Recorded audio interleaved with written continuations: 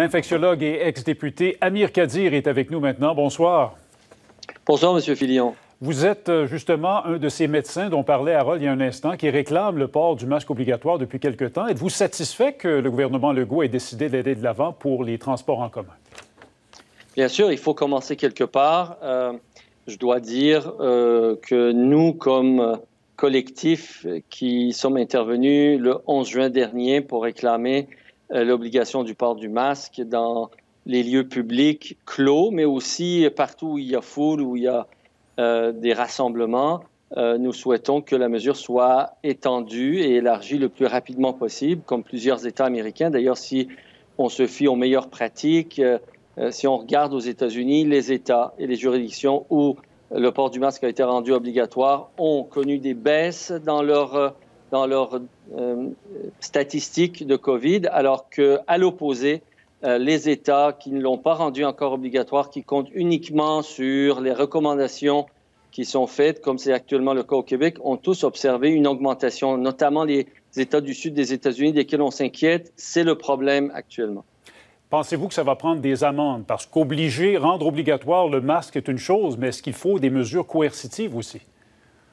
Peut-être à un moment donné, beaucoup plus tard, après l'avoir d'abord rendu obligatoire et plutôt que de distribuer des contraventions, nous souhaitons que les autorités, la police et d'autres distribuent des masques et fassent la recommandation, notifient les gens, rappellent à l'ordre, comme c'est le cas dans plusieurs autres domaines, que ce soit pour la cigarette, que ce soit pour toutes sortes de choses en société, des mesures qui sont de nature légale sont simplement respectées par les gens parce que c'est ainsi que la société fonctionne, la très grande majorité des gens. Et d'ailleurs, on le voit dans les sondages, même ceux qui ne sont pas nécessairement portés à le porter actuellement volontairement, une très grande majorité, jusqu'à 80 %, disent si c'est rendu obligatoire, on va le respecter.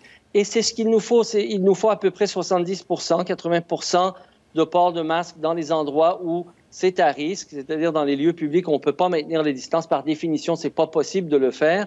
Il nous faut donc atteindre à peu près 70 à 80 % du respect de cette consigne pour qu'on puisse bénéficier de la protection collective que ça offre. En terminant, il nous reste quelques secondes. Comment vous expliquez que si peu de gens ont adopté le port du masque jusqu'à présent au Québec? Est-ce que c'est seulement parce que c'est pas obligatoire?